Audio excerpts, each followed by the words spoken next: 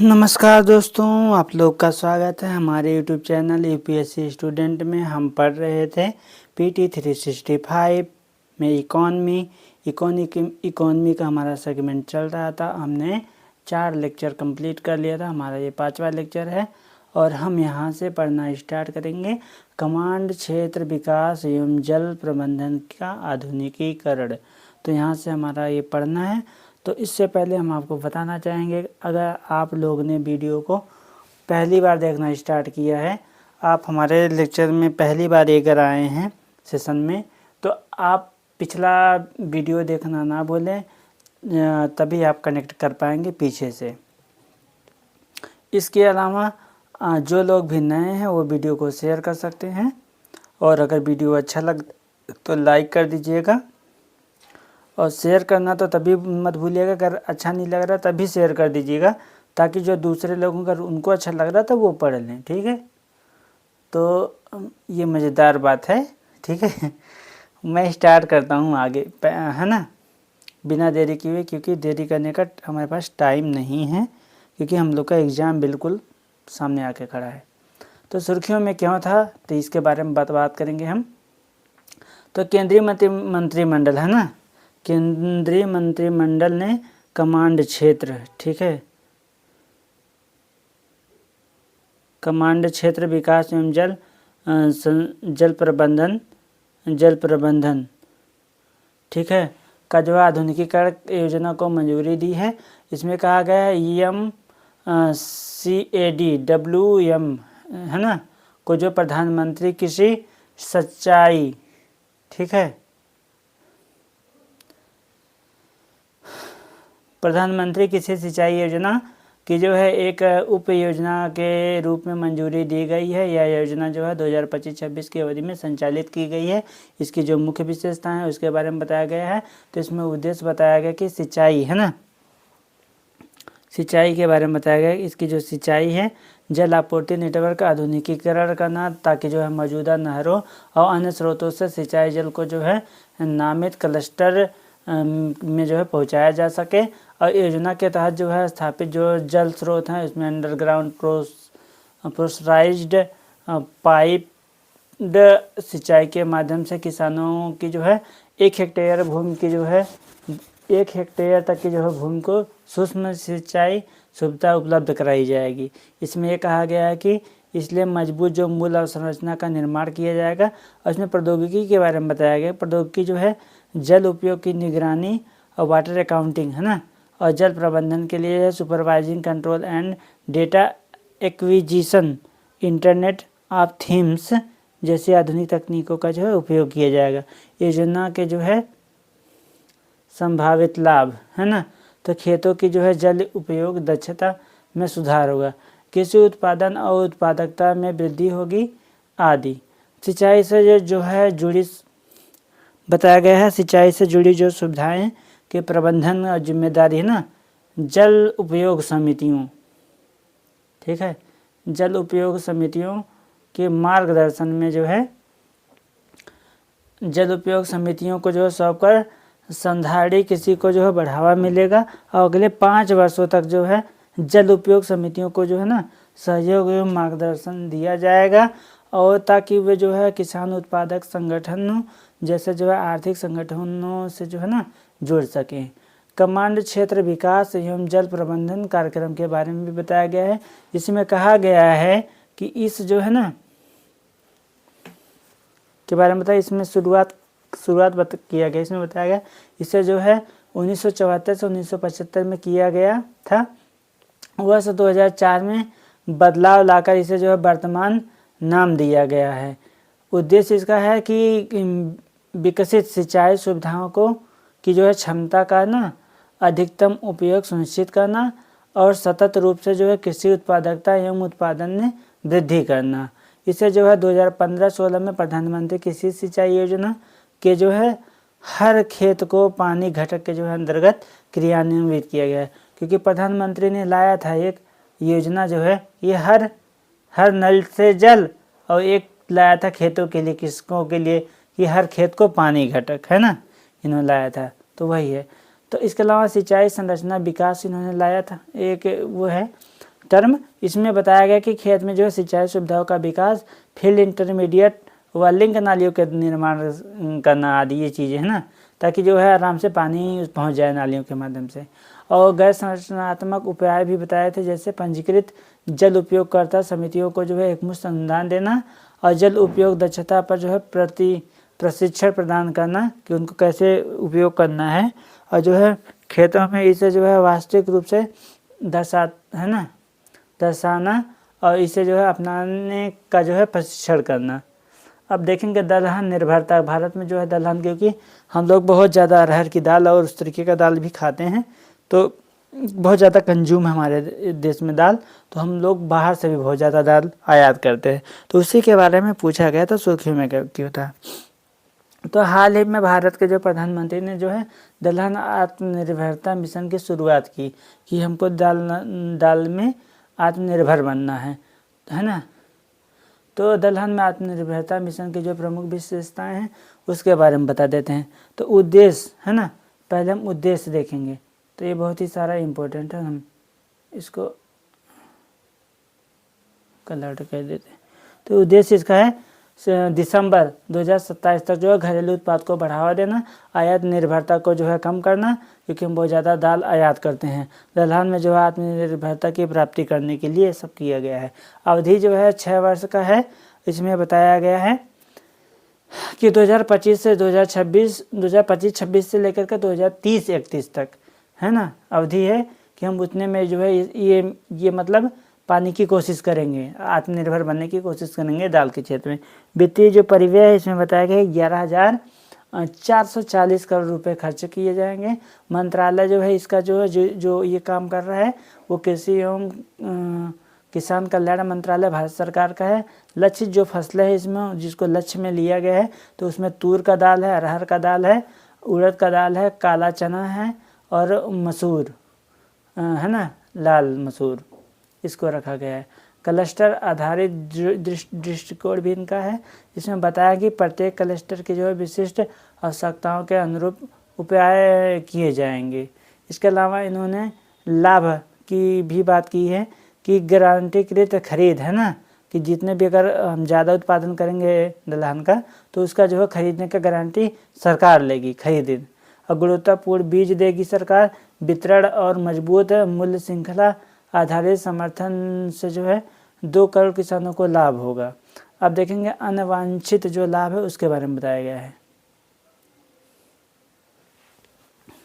जिसमें कहा गया है जलवायु अनुकूल और मृदा है ना, जलवायु अनुकूल और मृदा स्वास्थ्य के अनुकूल पद्धतियों को बढ़ावा देना, रोजगार के प्राप्त अवसर सृजित करना, अंतर फसली कृषि और जो है फसल विविधीकरण को जो है बढ़ावा देना, परिचालन रणनीति भी बताई गई है।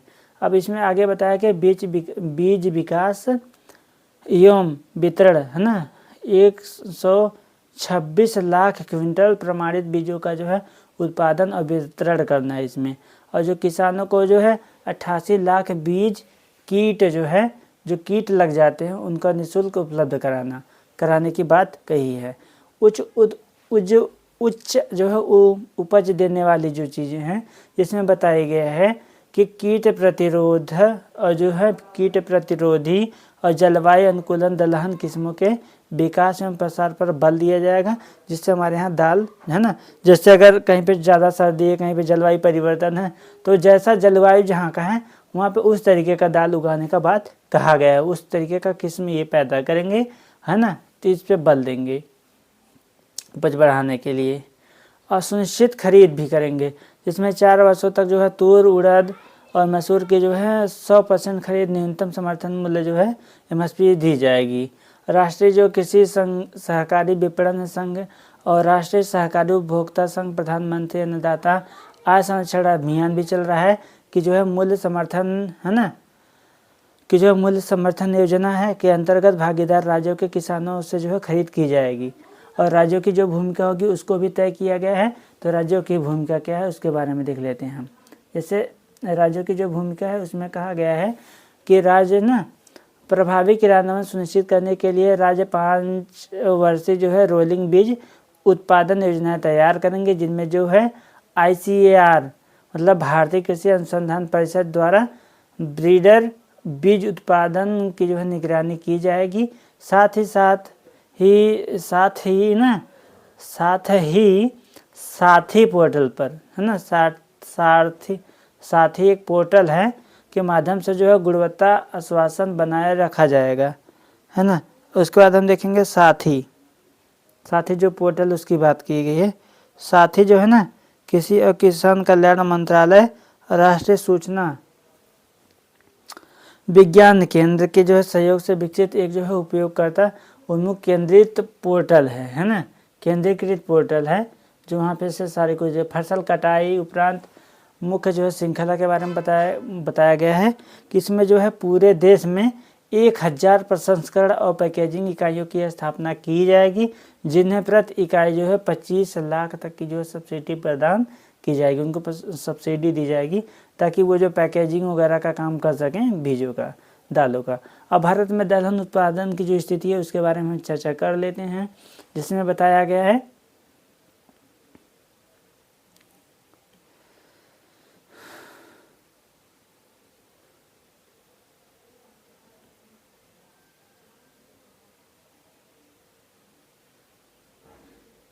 ठीक। अब देखो भारत में दलहन उत्पादन की स्थिति के बारे में तो भारत में विश्व का जो है सबसे बड़ा दलहन उत्पादक जो है उपभोक्ता और आयातक है ना। भारत सबसे बड़ा जो है, यहाँ पे सबसे ज़्यादा दाल जो है उत्पादन भी किया जाता है, उपभोग यहाँ पे कंजम्पशन भी बहुत ज़्यादा है, लोग खाते भी बहुत ज़्यादा है। इसके अलावा शीर्ष 3 दलहन जो है उत्पादक राज्य भी यहाँ पे निकल के आते हैं सामने, जिसमें मध्य प्रदेश, महाराष्ट्र और राजस्थान में सबसे ज़्यादा दाल उगाई जाती है। मध्य प्रदेश सबसे बड़ा उत्पादक है, जो कुल उत्पादन में जो है 22.11% जो है योगदान देता है। इसके बाद महाराष्ट्र और राजस्थान स्थान का जो है नंबर आता है। ये तीनों राज्य मिलकर के भारत के कुल दलहन उत्पादन में जो है लगभग 55% जो है योगदान देते हैं। मौसम सभी तीनों मौसमों है ना, सभी मौसमों में जो है खरीफ, रबी और गर्मी में उगाई जाने वाली दालें होती हैं। महत्वपूर्ण दलहन में जो है हम देखेंगे चना जो है 47.4%, अरहर 15.4%, मूंग जो है 12%, उड़द 10.3% और मसूर जो है 5.4%। इसके अलावा उत्पादन की जो प्रवृत्ति है उसमें देखेंगे तो भारत में दलहन उत्पादन वित्तीय वर्ष जो है 2014 से में जो है 192.55 लाख टन से बढ़कर के वित्तीय वर्ष 2024 में 244.93 लाख टन हो गया है ना, इसमें बढ़ा है। अब महत्व जो है उसमें बताया गया भारतीय आहार में कुल प्रोटीन सेवन का लगभग 20 से 25% हिस्सा दलहन में आता है। हालांकि भारतीय आहार में दालों की जो प्रति व्यक्ति खपत है अनुशंसित है ना 85 ग्राम जो है प्रतिदिन वो खाते हैं कम से कम। और दलहन वायुमंडलीय नाइट्रोजन को जो है स्थिर करने की जो है क्षमता भी रखती है, जिसमें जो है मृदा की उर्वरता बढ़ती है और रासायनिक उर्वरकों पर जो है निर्भरता कम होती है। ठीक है, हम देखेंगे राष्ट्रीय हल्दी बोर्ड। तो पिछली बार यहाँ से बहुत अच्छे से क्वेश्चन पूछा था, क्वेश्चन अच्छा था, PYQ में आप देख लेंगे 2025 के। तो राष्ट्रीय हल्दी बोर्ड के बारे में बात किया है। तो सुर्खियों में क्यों था, तो सुर्खियों में था तेलंगाना के जो है निजामाबाद में राष्ट्रीय हल्दी बोर्ड के जो है मुख्यालय का उद्घाटन किया गया है। राष्ट्रीय हल्दी बोर्ड है ना के बारे में बताया गया है। तो उद्देश्य, क्योंकि भारत बहुत ज़्यादा हल्दी उत्पादन करता है, तो कहा गया उद्देश्य इसमें ये है इसका कि जो है हल्दी से जो जुड़े मामलों में दिशा निर्देश देना है ना, विकास प्रयासों को मजबूत करना और हल्दी क्षेत्र का जो विकास व समृद्धि के लिए स्पाइसेज बोर्ड व जो है अन्य सरकारी एजेंसियों के साथ बेहतर समन्वय ना करना। ये चीज़ें का जो मंत्रालय वाणिज्य और उद्योग मंत्रालय संरचना जो है इसका अध्यक्ष और सदस्य के बारे में बताया गया है ना। इसमें कहा गया है अध्यक्ष केंद्र सरकार द्वारा नियुक्त किया जाएगा और सदस्य जो होगा आयुष मंत्रालय केंद्र सरकार के विभिन्न विभागों जैसे जो है औषध विभाग, कृषि और किसान कल्याण विभाग, वाणिज्य और उद्योग विभाग के जो प्रतिनिधि होंगे वो होंगे। 3 राज्यों में जो है बताया गया है, राज्य जो है ना रोटेशन के आधार पर बताया गया है। इसमें राज्य सरकारों के जो वरिष्ठ अधिकारी और 3 जो है हितधारकों के प्रतिनिधि होंगे। अनुसंधान में जो है शामिल चयनित राष्ट्रीय और जो है राज्य संस्थान और हल्दी किसानों व निर्यातकों के जो प्रतिनिधि होंगे वो शामिल होंगे, है ना। वाणिज्यिक विभाग द्वारा नियुक्त एक सचिव भी होगा। अब भूमिका देखेंगे क्या होगा इसका। तो भूमिका में कहा गया है ना, भूमिका में बताया गया है कि अनुसंधान एवं विकास मतलब को जो बढ़ावा देना, निर्यातक के लिए मूल्य संवर्धन करना, हल्दी के लाभों के बारे में जागरूकता फैलाना, हल्दी की उपज में जो है सुधार करना और बाज़ारों का विस्तार करने के लिए आपूर्ति श्रृंखला का जो है विस्तार करना। तो हल्दी के बारे में देख लेते हैं। हल्दी जो है प्रकार है ना, तो यह जो है एक प्रकंद है जिसे जो है वैश्विक स्तर पर जो है गोल्डन स्पाइस के रूप में जाना जाता है। अब जलवायु देख रहे हैं तो जलवायु में बताया गया है इसके संवर्धन हेतु जो ना उष्णकटिबंधीय जलवायु की जो आवश्यकता होती है। तापमान जो है 20 से 30 डिग्री सेल्सियस के मध्य होना चाहिए और वर्षा जो है लगभग जो है 1500 मिलीमीटर की जो है वार्षिक वर्षा इसको चाहिए होता है। मृदा जो है इसके लिए यह सुगम जल निकासी वाली रेतीली अथवा चिकनी दोमट मिट्टी को जो प्राथमिकता प्रदान करती है। इसके अलावा स्वास्थ्य लाभ जो इसका है उसके बारे में बताया गया है। तो इसमें जो है प्रचुर मात्रा में एंटीऑक्सीडेंट एवं जो है एंटी इन्फ्लेमेटरी गुण विद्यमान होते हैं इसमें। हम देखेंगे आगे भारत में हल्दी का जो उत्पादन है उसके बारे में। तो कहा गया है ना, तो भारत में हल्दी उत्पादन के बारे में, तो भारत जो है विश्व में हल्दी का सबसे बड़ा उत्पादक उपभोक्ता निर्यातक देश है और देश में जो है हल्दी की जो है लगभग 30 किस्में उगाई जाती हैं। उत्पादन जो है वैश्विक हल्दी उत्पादन में जो है 70% जो है भारत उत्पादित करता है, जिसमें जो है तेलंगाना, महाराष्ट्र, तमिलनाडु, आंध्र प्रदेश मिलकर के घरेलू उत्पादन का 63.4% उत्पादित करते हैं। निर्यात जो है हल्दी के जो है वैश्विक बाजार में भारत जो है 62% से अधिक हिस्सेदारी है। 63% जो है 3-4 राज्य जो है करते हैं, तेलंगाना, महाराष्ट्र, तमिलनाडु, आंध्र प्रदेश, और हम 62% उसमें से हम निर्यात भी कर देते हैं, है ना। भारत के लिए जो है प्रमुख निर्यात बाजार जो है बांग्लादेश है, संयुक्त अरब अमीरात है, संयुक्त राज्य अमेरिका और मलेशिया है। भारत में जो है जीआई टैग भी मिली है कई हल्दियों को, जिनका नाम है संगली हल्दी, वाईगांव हल्दी महाराष्ट्र की है, ईरोड मंजल है हल्दी तमिलनाडु की, और लाकाडोंग हल्दी है मेघालय आदि की, है ना। तो ये चीज़ें हैं, क्योंकि हल्दी का प्रयोग भी हमारा देश से प्राचीन काल से ही मसालों के बारे में जाना जाता है कि हमारे यहाँ मसाला बहुत ज़्यादा हम लोग उत्पादित करते हैं, बेचते भी हैं। MS स्वामीनाथन का जो है स्वामी जयंती के बारे में बताया गया, MS स्वामीनाथन के बारे में। तो सुर्खियों में क्या होता है ना, तो प्रधानमंत्री जो है प्रधानमंत्री ने जो है नई दिल्ली में जो है MS स्वामीनाथन शताब्दी अंतर्राष्ट्रीय सम्मेलन को संबोधित किया गया। ये बहुत सारे अवार्ड भी पाए थे इन्हीं के नाम से ना। हरित क्रांति आया था, हाँ, उसके वास्तुकार थे ये, है ना। तो हरित क्रांति के ग्रीन रेवोल्यूशन के, तो है ना, तो हरित क्रांति के जो वास्तुकार थे ये, इन्होंने जो है उन्नत बीज प्रजनन तकनीकों और आधुनिक तरीकों के खाद्यान्न उत्पादन बढ़ाने पर जोर दिया था। इन्होंने जो है कुल मिलाकर के ना इन्होंने ब्रांडिंग प्रोग्राम ये चीज़ें किया था। गेहूं की जो है ऐसी किस्में विकसित की जिसमें जो है बोनेपन के जो जीन है ना शामिल थे, लेकिन जो है पौधे छोटे और मजबूत बने ताकि जो उनका उत्पादन है वो ज़्यादा बढ़ सके। तो इन्होंने बहुत सारी चीज़ें किया था, जिसमें इनको जो बताया गया कि 1989 में पूसा बासमती के विकास, है ना, जो पूसा बासमती चावल है उसका इन्होंने विकास किया, है ना। पूसा बासमती के जो विकास में अहम भूमिका निभाई थी, जो दुनिया के पहली ना सेमी डिवार्फ और उच्च उत्पादकता वाली बासमती किस्म थी, जिसमें सदाबहार क्रांति का जो समर्थन किया इन्होंने, और इन्होंने जो है सदाबहार क्रांति का विचार दिया, जिसमें जो है पर्यावरण को नुकसान पहुंचाए बिना खेती से लगातार जो है अधिक उत्पादन प्राप्त हो सके। इनको कई ठो अवार्ड भी इसके लिए मिले थे। यह जो है वस्तु केंद्रित जो है दृष्टिकोण से प्रणालीगत है ना दृष्टिकोण की जो है, अब इसको हम अंडर हाईलाइट कर देते हैं ताकि थोड़ा सा देखने में ठीक लगे, है ना।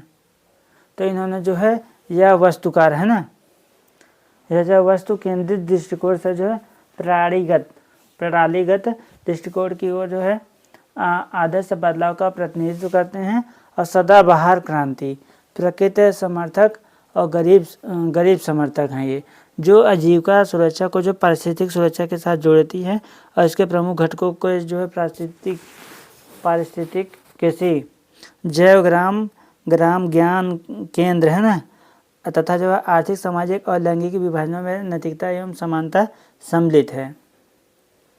इन्होंने जो है पारिस्थितिकी के आधार पर जो पद्धतियाँ बनाई, जैसे स्वामीनाथन ने जो है एकीकृत कीट प्रबंधन, एकीकृत पोषक तत्व प्रबंधन का जो है इन्होंने समर्थन किया और रासायनिक जो खाद है उस पर निर्भरता कम करने पर जोर दिया ताकि जो है मृदा उर्वरता जो है बनी रहे। इस और राष्ट्रीय कृषि पहलों को पर भी इन्होंने नेतृत्व किया, जिनमें इनको बताया जाता है कि 2004 से 2006 में इन्होंने राष्ट्रीय किसान आयोग है ना की अध्यक्षता की और किसानों की जो समस्याओं को 5 रिपोर्ट तैयार की इन्होंने, है ना। इस रिपोर्ट में उनकी जो है मुख्य सिफारिश यही रही थी कि जो न्यूनतम समर्थन मूल्य MSP उत्पादन की जो भारांश लागत से कम जो 50% ज़्यादा होना चाहिए। और उन्होंने जो है कृषि नीतियों पर जो निष्पक्ष वैज्ञानिक सुझाव देने के लिए 1990 में राष्ट्रीय कृषि विज्ञान अकादमी, नेशनल एकेडमी ऑफ एग्रीकल्चर में ना साइंसेज की जो है स्थापना की थी।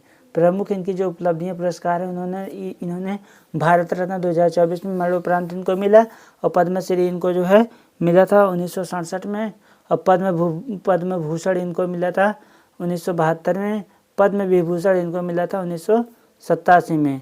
शांति स्वरूप जो है भटनागर पुरस्कार इनको मिला था 1961 में। लाल बहादुर शास्त्री राष्ट्रीय पुरस्कार इनको 1999 में, इंदिरा गांधी पुरस्कार इनको 2001 में, विश्व खाद्य पुरस्कार इनको जो है 1987 में प्रथम प्राप्तकर्ता और रेमन मैगसेस पुरस्कार इनको मिला था 1971 में। अब हम देखेंगे फसलें एवं जीवों से प्राप्त जो फाइबर, ठीक है, मखाना के बारे में देखेंगे। मखाना बोर्ड जो है गठित करने की बात कही गई थी। मखाना सबसे ज़्यादा वहाँ पे होती है बिहार में, मिथिला में। तो सुर्खियों में क्या होता है, भारत में मखाना निर्यात को बढ़ावा देने के लिए रणनीतियाँ बनाई जाए नामक रिपोर्ट जारी की गई है ना। यह रिपोर्ट बिहार में जो पटना से संपन्न हुई और पहली अंतर्राष्ट्रीय क्रेता विक्रेता बैठक भी यहीं पे जारी की गई थी। इसी के बारे में इसमें दिया गया है। मखाना के बारे में बताया गया कि फॉक्सनट है ना, जो समानता मखाना के नाम से जाना जाता है और ये जो है एक जलीय पौधा है, पुष्पी, जो पुष्प से होता है। इस पर वनस्पति नाम जो है, इसका वनस्पति का नाम ना यूरियाल होता है, यूरियाल फोरोक्स है ना, मतलब वाटर लिली इसको बोलते हैं, प्रिकली वाटर लिली बोलते हैं। इसे जो है ब्लैक डायमंड के नाम से भी जाना जाता है। ये जो है उष्णकटिबंधीय और उपोष्णकटिबंधीय जलवायु में जो है अच्छी तरह से विकसित होता है। इसका जो मुख्य रूप ना दक्षिण पूर्व एशिया एवं जो है पूर्व एशिया देशों में पाया जाता है। मखाना बोर्ड को जो है, मखाना पौधों को जो है दक्षिण पूर्व एशिया और चीन का जो है देशज पौधा माना जाता है इसको। और मिथिला को जो है ना, मिथिला मखाना को जो है वर्ष 2022 में भौगोलिक सांकेतिक मतलब GI टैग प्राप्त हुआ था। इसके अलावा भारत इससे जो है वैश्विक उत्पादन की स्थिति में अगले देश में है और मखाना के जो कुल वैश्विक आपूर्ति में जो भारत 90% भागीदारी निभाता है और अकेला बिहार ही मिथिला से जो है 50 से 90% योगदान इसमें मिथिला ही देता है, ठीक है। कुल उत्पादन का जो है केवल जो है 1 से 2% ही निर्यात किया जाता है। केंद्रीय बजट 2025-26 में बिहार में मखाना बोर्ड के गठन की जो है घोषणा की गई थी। अत्यधिक उत्पादन हिस्सेदारी के बावजूद जो है कुल उत्पादन का केवल जो है 1 से 2% ही निर्यात किया जा सकता है। पोषक तत्वों की बात बताई गई, जिसमें अमीनो एसिड, विटामिन और खनिजों से भरपूर होता है। अल्पवसा वाला जो है खाद्य होता है। लाभ इसके जो है कई हैं, जैसे गम, ग्लाइसेमिक और लोड है ना वाला जो है खाद्य एंटी एंजिंग गुण से भरपूर होता है।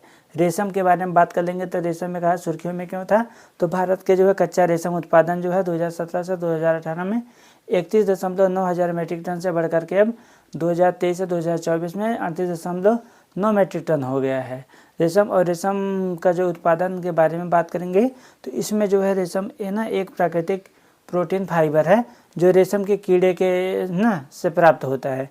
इसमें जो है सेरिकल्चर के तरह जो है रेशम के उत्पादन के लिए जो है रेशम के कीड़ों का जो पालन पोषण किया जाता है और शहतूत, ओक, अरंडी और अर्जुन वृक्षों के पत्तों को खाते हैं तथा जो है कोकून बनाते हैं, है ना। इसी कोकून से जो है रेशम के धागे को जो है प्रोसेस करके बनाया जाता है। इसमें जो है 4 प्रमुख किस्मों का जो है उत्पादन करने वाला एकमात्र देश जो है भारत है, प्राकृतिक रूप से रेशम उत्पादन करता है। तो वस्त्र मंत्रालय के अनुसार जो है भारत दुनिया के जो है दूसरे सबसे बड़े रेशम उत्पादक और सबसे बड़े उपभोक्ता के रूप में अपनी स्थिति को मजबूत किया है। गौरतलब है कि भारत जो है रेशम उत्पादन निर्यात में जो है 2027.56 करोड़ रुपए तक जो है पहुंच गया है। भारत में रेशम के जो प्रकार हैं उसको बताया गया कि शहतूत रेशम, जिसको मलबरी सिल्क बोला जाता है ना, इसका जो है उत्पादन लगभग 90% है।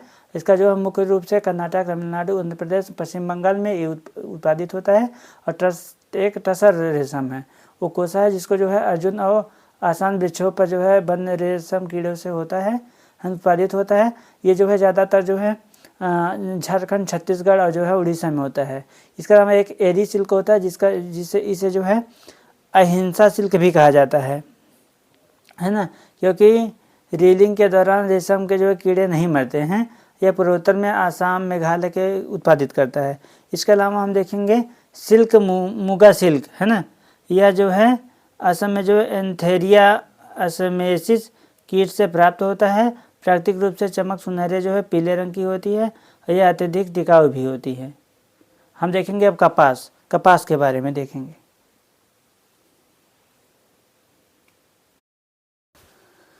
कपास हम देखेंगे आगे। कपास तो सुर्खियों में क्या होता है, तो केंद्र सरकार ने कपास पर जो है आयात शुल्क को जो है 31 दिसंबर 2025 तक बढ़ा दिया था, है ना।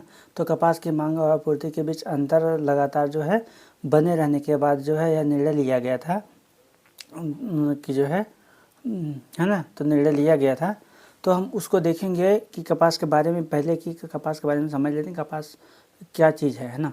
तो कहा जाता है इसे जो है सफ़ेद सोना कहा जाता है और खेती के अनुकूल जलवायु जो दशाएँ इसमें बताई गई, जिससे कपास प्राकृतिक रेशा है और यह जो है अर्ध जीरोफाइट, है ना, उष्णकटिबंधीय फसल है जो भारत के जो है अर्ध शुष्क क्षेत्रों में जो है खरीफ मौसम में उगाई जाती है। कपास की खेती अलग अलग जो है प्रकार की मृदाओं में की जाती है, जिनमें जो है बेहतर जल निकासी वाली गहरी जलोढ़ मृदा से लेकर के जो है काली चिकनी मृदा, है ना, काली लाल मृदा भी शामिल हो सकता है, इसमें मिट्टी हो सकती है। यह लवणता को जो है कुछ हद तक जो है सहन कर सकती है, लेकिन जल भराव सहन नहीं कर सकती, क्योंकि इसका जो कॉटन होता है अगर उसमें पानी लग जाए तो वो गिर जाता है नीचे और जिससे बहुत ही ज़्यादा दिक्कत हो सकती है। इसलिए ना इसकी खेती के लिए जो है उच्च तापमान, हल्की वर्षा और जो है लगभग 210 पाला रहित जो है दिन और तेज, है ना, 210 दिन जो है बिना पाला का हो, पाला वगैरह ना पड़े और तेज़ धूप की आवश्यकता नहीं हो, तेज़ धूप की जो है इनको आवश्यकता होती है। क्योंकि कॉटन है, रुई देखें, रुई में अगर थोड़ा सा पानी लग जाए तो क्या होता है, दिक्कत हो जाती है ना, नीचे आने लगता है। तो अब हम देखेंगे भारत में जो इसका उत्पादन है, तो भारत विश्व में जो है कपास का दूसरा सबसे बड़ा उत्पादन है। चीन सबसे बड़ा उत्पादन है, सबसे बड़ा, है ना, तो भारत दूसरे नंबर पे है। भारत एकमात्र जो है ऐसा देश है जहां कपास की जो है सभी 4 प्रजातियों की खेती की जाती है। जो प्रमुख उत्पादन राज्य उसमें गुजरात है, महाराष्ट्र है, तेलंगाना है, राजस्थान है, मध्य प्रदेश है। ठीक, हम देखेंगे अफीम की खेती। अफीम की खेती जो है सुर्खियों में क्यों है, तो जो है केंद्र सरकार ने जो है अफीम की खेती के लिए ना वार्षिक लाइसेंसिंग नीति लाया है, 2025-26 की घोषणा की है।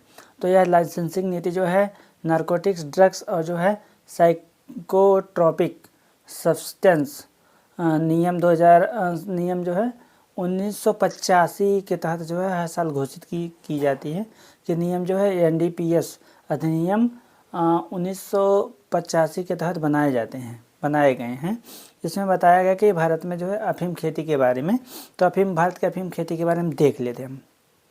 तो NDPS अधिनियम यह जो है केंद्र सरकार को जो है औषधि और जो है वैज्ञानिक उद्देश्यों हेतु अफीम की जो है कृषि को विनियमित करने का जो है वैधानिक अधिकार प्रदान करता है। इसमें बताया गया अधिसूचित जो क्षेत्र है तो सरकार द्वारा प्रतिवर्ष कृषि हेतु लाइसेंस प्राप्त क्षेत्रों को अधिसूचित किया जाता है। वर्तमान में जो इसकी खेती मध्य प्रदेश, राजस्थान और उत्तर प्रदेश में की जाती है। लाइसेंसिंग एवं विक्रय में बताया गया कि केंद्रीय नारकोटिक्स ब्यूरो ने द्वारा लाइसेंस जारी किए जाते हैं। किसकों के लिए? अपने समस्त उपज सरकार द्वारा जो है निर्धारित कीमतों पर CBN को विक्रय करना अनिवार्य होता है, किसी और को नहीं विक्रय कर सकते।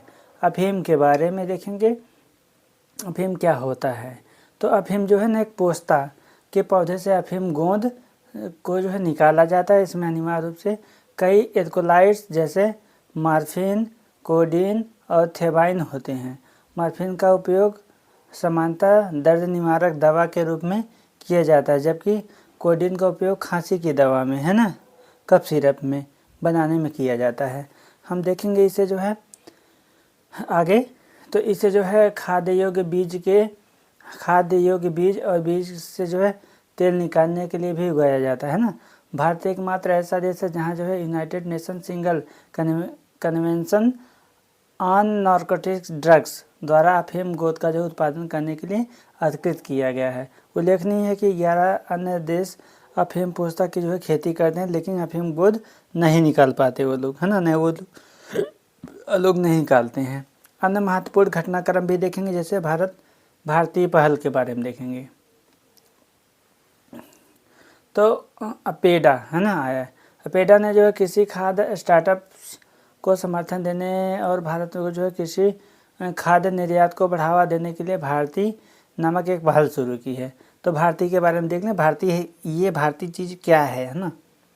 तो भारत है ना, भारत हब फॉर एग्रीटेक, तो रेजिलियंस, एडवांसमेंट एंड डेन्यूवेंस फॉर एक्सपोर्ट एनेबलमेंट का जो मुख्य उद्देश्य इसमें बताया गया है।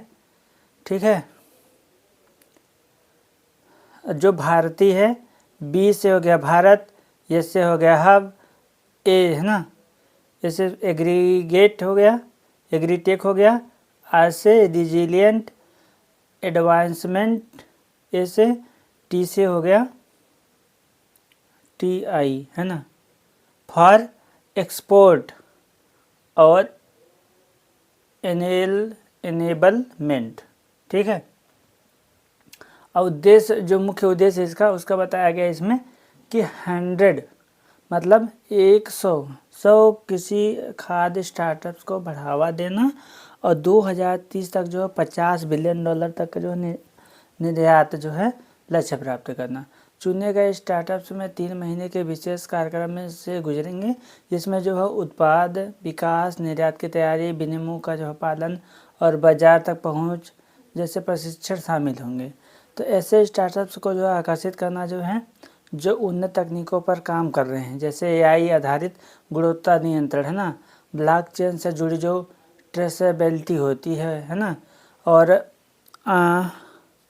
IoT आधारित जो है कोल्ड चेन, एग्री फिनटेक आदि, है ना। उच्च मूल्य श्रेणियों में नवाचार को बढ़ावा देना, जैसे GI टैग किए गए जो है कृषि उत्पाद, ऑर्गेनिक फूड्स, सुपर फूड्स, नए तरह के प्रोसेस्ड भारतीय खाद्य कृषि उत्पाद, पशुपालन से जुड़े उत्पाद, आयुष उत्पाद, ये सब चीज़ें। अब निर्यात से जुड़ी चुनौतियां जो समाधान निकालना, जैसे जो है उत्पाद विकास, मूल्य संवर्धन, गुणवत्ता आश्वासन, जल्दी खराब होने वाले उत्पादों की जो है समस्या, बर्बादी और लॉजिस्टिक्स से जुड़े मुद्दे, ये चीज़ें। भंडारण व्यवस्था, आधुनिकीकरण और सार्वजनिक वितरण प्रणाली में पारदर्शिता के बारे में देखेंगे। तो केंद्रीय उपभोक्ता मामले, है ना, खाद्य एवं सार्वजनिक वितरण मंत्री ने जो है भंडारण संचालन को जो है